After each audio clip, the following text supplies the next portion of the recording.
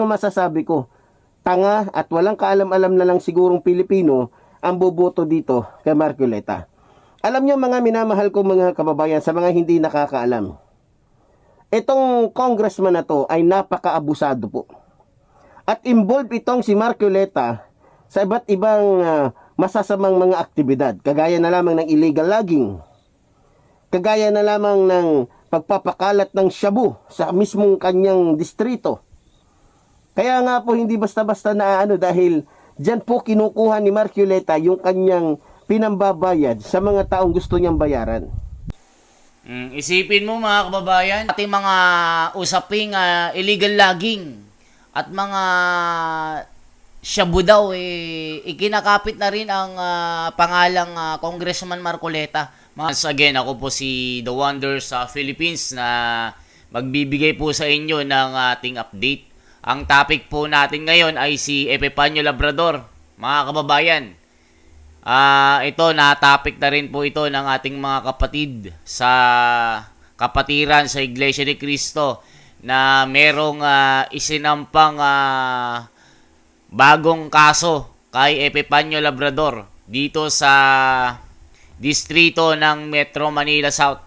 Totohanan talaga ito na hindi biro-biro ang mga kapatid. Talagang siniseryoso itong pagsasampa ng mga patong-patong na kaso dahil po sa mga ginagawa ni Epifanio Labrador na mga paninira, lalong-lalo na po sa mga malulutong na pagmumura niya sa ating mga kapatid at ating namamahalang si Ka Eduardo Manalo. Ngayon po mga kababayan, ito na po yung sinasabi po natin kay Epifanio Labrador na tila meron na po siyang malubhang karamdaman, mga kababayan. Yung itsura niya po kasi, mga kababayan, kakaiba po sa itsura niya nung mga nagsisimula pa lang siya na magbatikos at manira po sa buong Iglesia ni Cristo. Yung kanyang itsura, yung kanyang reflection, mga kababayan, masigla pa. Pero ngayon, mga mahal kong mga kapatid at mga kababayan, tila kakaiba na itong itsura at mukhang nalulusaw na ang kanyang itsura, mga kababayan. Ipapakita ko sa inyo yung kanyang bagong video. Mukhang matamlay na ito, mga kababayan, at mukhang nanghihina na. At talagang akala mo, meron na siyang malubhang sakit na dinadamdam. Pakinggan po natin itong bagong niyang tirada, mga kababayan. Lalong-lalo na sa ating kapatid na si Congressman Attorney Marcoleta. Nabatikos niya po ito dahil ini-endorso ni ex-President Rodrigo Roa Duterte. Pakinggan po natin yung kanyang paninira at talagang napakasama ng bibig nito. At titignan nyo rin yung kanyang itsura, mga kababayan. Talagang mukhang matamlay na, nangihina na yung kanyang katawan. Tignan po natin. Parang dinadamdam po ni Epifanio Labrador na nagtayo ng kanyang iglesia ng mga supremo na mga sinungaling. Tignan nyo po, mga kababayan. Ang ganti ng langit ay eto na. Makikita nyo po sa kanyang itsura. Yung larawan ng kanyang muka, mga kababayan, talagang parang hindi na kumakain at hinang-hina na po yung kanyang reflection. Kakaiba po doon sa itsura niya noon na talagang palaban, malakas na malakas. Pero ngayon, mga kababayan, talagang kala mo tinadyakan ng kabayo na bagong panganak dahil sa buwisit sa itsura niya. Tignan po natin, mga kababayan, paano ginantihan ng langit ang taong ito dahil sa kanyang pang-aalipusta sa ating namamahala at pagmumura niya ng kung ano-ano at kung ano-anong mga paninira niya na pawang mga kwento lamang. O, tignan nyo bang itsura? O, tignan nyo ba yung itsura niya, mga kababayan? Ayan, tignan nyo ba yung itsura niya? Nakikita nyo po, mga mahal na kapatid at mga kababayan. mukhang mayroon siyang malubhang karamdaman ngayon na sakit. Pakinggan po natin yung kanyang pagsasalita at makikita nyo po dito na talagang pati pagsasalita niya, apektado na din dito. Yan, binabati muna po natin ang ating mga kababayan Luzon, Visayas, Mindanao na patuloy pong sumusubaybay at tumututok po sa inyong lingkod Epipanyo Labrador dito po sa ating programa at syempre ang ating mga kababayan sa abroad at syempre ang ating mga minamahal na lagi po sumusuporta sa atin. At syempre, una sa lahat ang ating minamahal na Pangulong Ferdinand Marcos Jr. Binati niya yung ang ating amo niya. Speaker Martin Romualdez at syempre ang ating minamahal na First Lady Elisa Radeta Marcos. Magandang araw. Binati niya yung mga sinusuportahan niyang mga politiko, mga kababayan. So, kalayaan mo naman yan, Epipanyo Labrador. Pakinggan pa natin yung kanyang pagpapatuloy, mga kababayan. At talagang makikita nyo yung itsura niya. Hinang-hina na akala mo hindi na kumakain. Sa sobrang hirap niya, mga kababayan at mga kapatid. Talagang eto na yung ganti ng langit sa ginagawa nito na pang-uusig sa buong Iglesia ni Cristo, mga kababayan. Po sa inyong lahat. Okay, di na po natin patatagalin mga minamahal ko mga kababayan at bibigyan po natin ng birada. Ito pong naging pahayag ni Rodrigo Roa Duterte na alam naman natin na talagang maka-China at kasabot ng China para po masakop tayo. At alam naman natin kung sino talaga itong si Rodrigo Roa Duterte na kung saan Lord of Lords ng mga drug lords sa buong bansa. At alam din natin na itong si Rodrigo Roa Duterte ang kumakatawan po ngayon kahalili ni Simpson na pinaka-founder talaga at nagtayo ng NPA o ng Sinasabi niya dito na si Pangulong Rodrigo Duterte daw, yung former president natin, ay isang drug lord of drug lords, mga kababayan. At alam daw ng mga Pilipino na si Singson daw na founder ng New People's Army at si Duterte ay talagang sila daw yung mga pinuno. Ibig sabihin, mga kababayan, tignan nyo po yung kalokohan ng taong ito. Pakinggan pa natin yung mga sinasabi ng scammer na tao na ito, mga kababayan. New People's Army. So, maliban dyan, mga minamahal ko at alam din natin na itong si Rodrigo Roa Duterte ang kumakatawan po ngayon kahalili ni Simpson na pinaka-founder talaga at nagtayo ng NPA o ng New People's Army. So, maliban dyan, mga minamahal ko mga kababayan, alam natin na ito talagang taong ito, si Rodrigo Roa Duterte, talagang masasabi mong diablo talaga ang pag-uutak, mga minamahal ko mga kababayan. So, para hindi na po magtagal, mga minamahal ko mga kababayan, ito po pakinggan natin ang sinasabi po ng isang taong mala-diablo ang kaisipan. Napansin nyo po, mga kababayan, diablo daw si PRRD. Hindi mo, Epipanyo Labrador, ano? Mukhang may napansin ako sa kanya. Matamlay na po siyang magsalita, mga kababayan. Natanggal na po yung angas niya. Ngayon yung boses niya, angas-angasan na lang. Pakinggan pa natin. Mga kababayan, ipagpatuloy natin ang suporta kay Senator Marcoleta. Tawagin ko na lang Senator. Gusto ko siya talagang maging senador. Tulungan natin siya, mabait, matalino, integrity. It's very important. Pati may mas bright sa akin yun. Sa totoo lang. Mabuhay. Marcoleta, iboto ninyo. So, yun, mga minamahal ko mga kababayan, ano?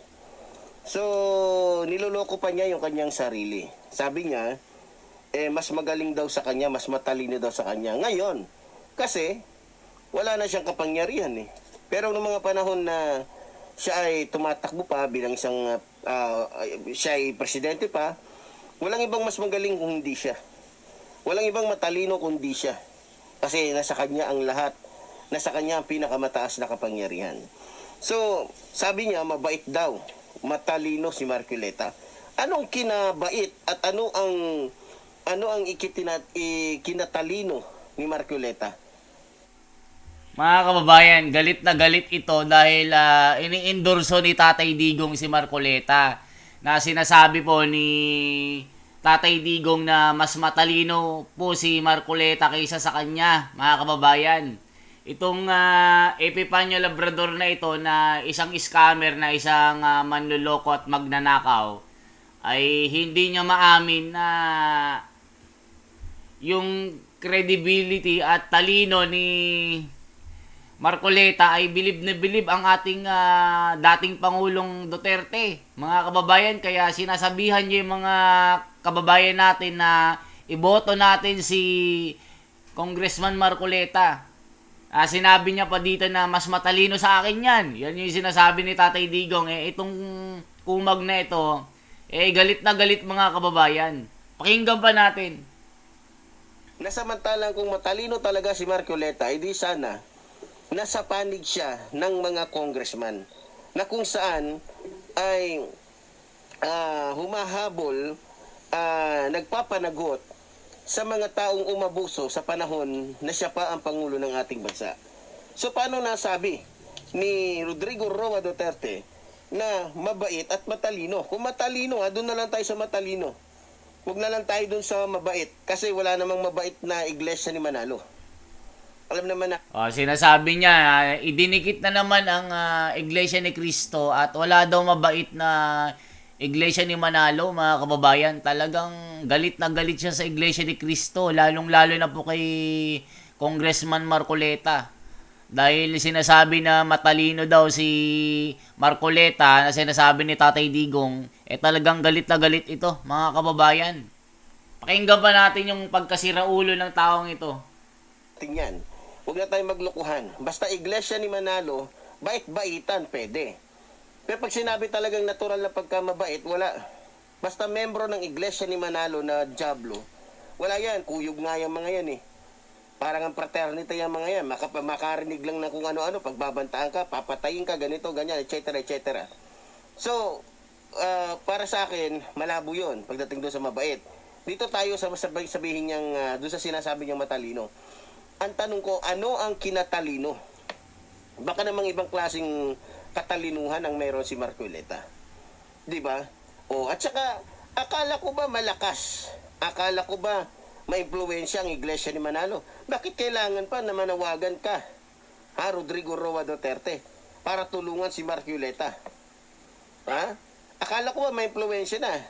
'Di ba humihingi nga kayong mga sakim sa pera at kapangyarihan ng tulong sa iglesia ni Manalo para lamang mailagay kayo, mailuklok kayo, na kung saan nagbibigay kayo ng iba't ibang mga kumbaga pananalapi. Nagbibigay kayo ng iba't ibang mga pangako na pag kayo ang nanalo ganito, ito bibigay kong pabor sa inyo. 'Di ba?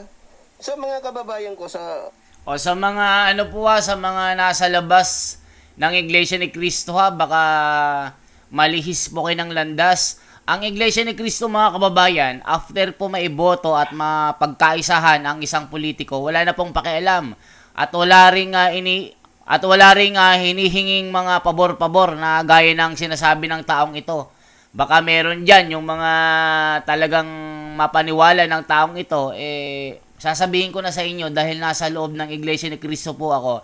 Ang pamamahala, pagka naiboto na po ang mga ito, wala na pong pakialam. At talagang kahit singkong duling, mga kababayan, wala pong hinihinging kapalit ang Iglesia ni Cristo. Yung sinasabi niyang mga pabor-pabor, wala din po yan, mga kababayan. Na sinasabi niyang binibigyan ng kung ano-anong mga pananalapi at kung ano-anong mga pera para lang tulungan ang mga politikong ito. Kaya baka meron dyan na mga malihis ng direksyon, maniwala. Kaya nandito po kami para dumipensa sa mga ginagawa ng mga taong ito gaya ni Epifanio Labrador, na kinakapitan na po ng malubhang karamdaman dahil po ginantihan po ng Ama sa Langit mga mahal kong mga kapatid, kitang-kita nyo naman po sa kanyang pagsasalita ay hindi na po gaya nung unang-una na tirada niya po sa Iglesia ni Cristo. Ngayon, hinang-hina na po ang kanyang boses, pati mukha niya mukhang nalulusaw na. Ituloy pa natin mga kababayan. Sa oras na ito, sa totoo lang, maraming natawa dito po sa bidyong ito na pinalabas po ni Rodrigo Roa Duterte. Kasi biruin mo ba naman, di ba? So, humihingi siya ng suporta. Humihingi siya ng suporta kanino? Sa mga taong bukas na ang kaisipan? Sa mga taong mulat na ang kaisipan sa katotohanan? Mukhang malabo. Isa lang ang masasabi ko. Sira ulo ito. Tanga at walang kaalam-alam na lang sigurong Pilipino ang boboto dito kay Marcoleta. Alam niyo mga minamahal ko mga kababayan, sa mga hindi nakakaalam, itong congressman na to ay napaka-abusado po. At involved itong si Marcoleta sa iba't ibang masasamang mga aktibidad. Kagaya na lamang ng illegal logging. Kagaya na lamang ng pagpapakalat ng shabu sa mismong kanyang distrito. Isipin mo mga kababayan, ating mga usaping illegal logging at mga shabu daw ikinakapit na rin ang pangalang Congressman Marcoleta, mga kababayan. Tignan nyo po kung paano sila gumawa ng mga kwento na ikakasira ng isang taong ayaw nila, mga kababayan, para siraan po sa mga taong bayan. Kaya yung iba dyan na mga nalilihis po ng landas na madali pong mapaniwala ng taong ito, mag-isip-isip na po kayo mga kababayan. Dahil yung sinasabi niyang gising ng mga tao, talagang binabaliktad niya po yung sitwasyon. Ang gising na po na mga kaisipan, yung mga taong naniniwala po talaga sa tunay na pagbabago. Epipanyo Labrador, na itong sinasabi mo na mga anomalya na lang mga katotohanan. Kung totoo yan, Epipanyo Labrador, di sana matagal na po siyang itiniwalag sa buong Iglesia ni Cristo at hindi mo makikita na si Congressman Marcoleta ay magsasalita po sa Net25. Hindi siya bibigyan ng panahon doon o bibigyan ng speech doon na kasama po ng mga host ng Net25 para sumali doon sa programa. Nag-iimbento ka lang ng mga kwento na wala ka namang mailabas na katunayan. 'Di ba? Sinasabi niya involved daw sa mga drugs si Congressman Marcoleta. Ulitin pa natin mga kababayan. Masasamang mga aktibidad, kagaya na lamang ng illegal logging, kagaya na lamang ng pagpapakalat ng shabu sa mismong kanyang distrito. Grabe, Grabe Kaya yung nga po, ginagawa hindi niya. basta na dahil diyan po kinukuha ni Marcoleta yung kanyang pinambabayad sa mga taong gusto niyang bayaran. Anong kinabait doon? At alam niyo ba, na itong si Marcoleta ay kasama sa triad ni Rodrigo Roa Duterte sa malamapyang triad na pinangungunahan o pinamumunuan ni Rodrigo Roa Duterte. Anong kinabuti doon? Paano nasabi ni Rodrigo Roa Duterte na mabait? Teka. Siyempre hindi naman sasabihin talaga ni Rodrigo Roa Duterte na masama. Kasi nga naman, sino ang buboto sa isang taong masama? Natural, lahat ng pagpapapogi, lahat ng pagpapaganda, lahat ng pagpapabango, sasabihin niya. Para lamang ang mailuklok sa pwesto ay yung mga kaalyado niya na pwedeng tumulong sa kanya. Kagaya nga naman ni Marcoleta. Kagaya nga naman ni Marcoleta na pwedeng tumulong din kay Kibuloy kapag ka nasa pwesto na. 'Di ba? So, alam ko kaya todo sip-sip si Duterte kay Marcoleta para iboto din sila ng mga iglesia ni Manalo na naghahari-harian dito sa ating bansa. So, nakakatawa, mga minamahal ko mga kababayan. Pero kung ako po ang inyong tatanungin, lahat kayong mga Katoliko, lahat ng mga hindi iglesia ni Manalo na Diablo, magtulungan kayo. Tulungan ninyo yung mga kalaban nila dahil natitiyak ko na yung mga kalaban nila sa politika, yun ang mga matitinong mga politiko. Kagaya na lamang ng mga kaalyado ng ating mahal na Pangulo. So alam nyo naman po, O mga kababayan, yung mga Katoliko daw, o makinig kayo sa amo nyo, mga Katoliko. Itong amo nyong si Epipanyo Labrador, nananawagan po na iboto nyo daw yung partido ng mga, anong tawag? O babanggitin ko lang ha, hindi ako nagsabi ha. Team Sinusuka. Iboto daw ng lahat ng mga Pilipino na mga Katoliko. O ano sa tingin nyo mga kababayan, sino ba ang karapat dapat? Team Suka o Team Sinusuka? O tignan nyo ang taong ito, paano mag-imbento ng mga kwento. Grabe, pati si Congressman Marcoleta ay involved na sa mga droga. Involved na sa mga illegal logging. Mga kababayan, grabe talaga ang taong ito. Kaya tignan nyo mga kababayan, kinakapitan po siya ng malubhang karamdaman. At talagang itong kaso na isinampa kahapon, tinalakay na rin po ito ni Tinig ng Karunungan, mga kababayan, diyan sa distrito ng Metro Manila South na merong panunumpa ng isang kapatid dahil nagsampa po ng panibagong kaso sa taong ito. Kaya mga kababayan, mag-antay-antay po kayo ng mga bagong update. Hindi lamang dun sa kaso, kundi dun sa sakit niya na kinakain na po siya ng malubhang karamdaman. Kitang-kita nyo naman sa kanyang itsura mga kababayan. Talagang malungkot na malungkot. Pati boses niya, wala nang astig. Hindi natigasin mga kababayan. Mukhang nanghihina na ito. At mukhang hindi na kumakain at umiinom. Tuyong-tuyo na yung kanyang muka mga kababayan. Yung dati niyang tigasin noon, nung unang-unat na tirada niya po sa Iglesia ni Cristo. Ngayon, nawala na po mga kababayan. Lumalambot na po. Talagang ginagantihan na po siya ng langit dahil sa kanyang pagmumura at hindi paggalang sa ating namamahalang si Ka Eduardo Manalo, mga kababayan. Kaya ano po ang masasabi niyo po dito sa sinasabi niya? Mga mahal kong mga kababayan, lalong-lalo na po yung mga kapatid na dinadamay po si Ka Marcoleta doon sa mga gawaing illegal na mga droga daw. Grabe naman. Grabe itong taong ito mga kababayan. Magaling gumawa ng kwento. Sino na naman ang nag-utos sa kanya na gumawa ng ganitong script? Ang galing gumawa ng kwento. Kung baga sa pelikula, malat telenovela ito. Pakinggan ba natin yung last na sinasabi niya mga kababayan?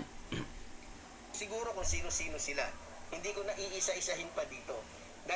Pero isa lang masasabi ko, uulitin ko. Basta kaalyado ng ating mahal na Pangulong Ferdinand Marcos Jr., yan po ay makabansa. At natitiyak ko na yan ay magiging katulong ng ating Pangulo sa pagpapaunlad sa ating bansa.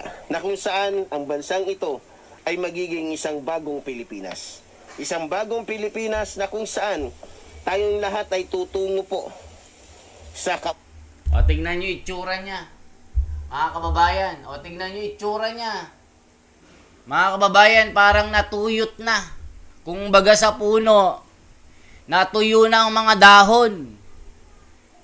Tingnan nyo mga kababayan paano niya ilihis yung kanyang mga taga-supporters at mga followers at yung mga na-scam niya na yung mga sinusuportahan niya ay yun daw yung mga makakapagbigay ng magandang kinabukasan ng ating bayan. Grabe Epipanyo, ang galing mong mga panya.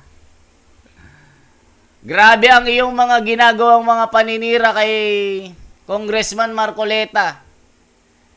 Kung may maipakita kang mga ebidensya, Epipanyo Labrador, sinasabi ko sa iyo, sasamahan kita na iba si Congressman Marcoleta kung totoo ang mga sinasabi mo. Kung wala kang maipakita, lumalabas lamang ang katotohanan na paninira lamang ang mga ito. Di ba mga kababayan? Tignan nyo yung tikas ng kanyang pagsasalita na wala na.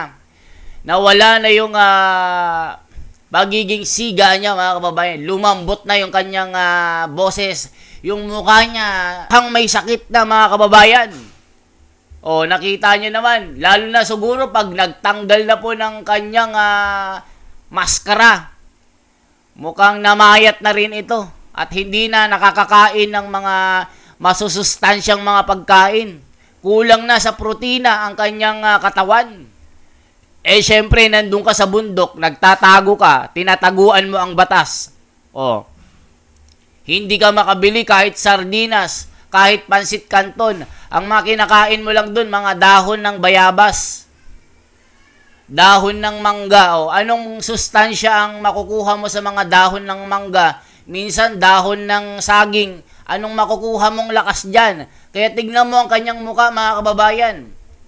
Parang naka-addict na. Yung mata niya, talagang mapapansin mo tawag dun, malungkot na malungkot. Isipin nyo, mga kababayan, tad-tad ng tinadtad ng kaso sa buong Pilipinas, hindi makababa. Hinahabol ng mga pulis, hinahabol ng batas. Anytime pwedeng damputin at kuyugin ng mga nagpapairal ng batas dahil sa mga ginagawa nito. Ang dami niyang kalaban, mga kababayan, ang dami niyang siniraan. Kaya sino ba ang hindi magagalit sa taong ito, mga kababayan? Tao lamang ang mga kapatid. Yung nagsampa po ng kaso dito, talagang nanumpa na kaya lang po nagawa niya po itong pagsasampa ng isang kaso laban dito sa taong ito ay gawa lamang ng pagmamahal niya sa ating pamamahala, na yun lamang yung kanyang magiging parte para mahalin ang kanyang pagka-iglesia ni Kristo. At bilang paggalang sa aming namamahala, kung lait-laitin ng taong ito, kung murahin ng taong ito, ganun na lamang.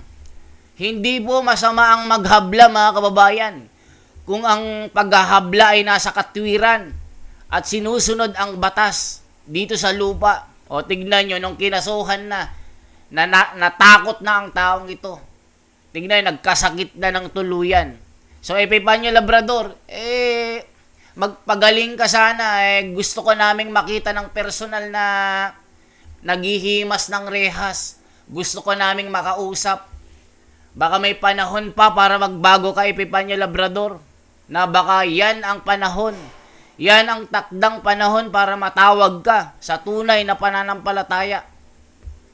Na sana ngayon pa lang, habang hindi ka pa mahinang mahina, kaya mo pang banggitin ang pangalan mo, magbagong buhay ka na.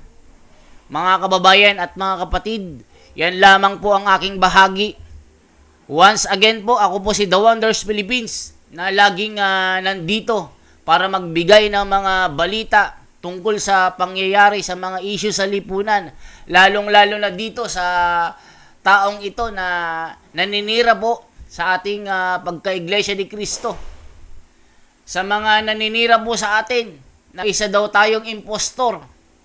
Mga kababayan, ito po yung mga kasama ni Epifanio Labrador na nagpapanggap na isang kapatid sa iglesia ni Kristo. Mga kababayan, nandito po tayo. Hindi po ako gumagawa ng video dito para magkapera.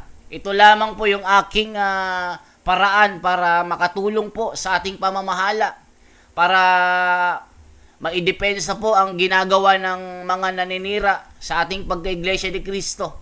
Maraming salamat po. Sana po i-like at i-share nyo po ang bidyong ito.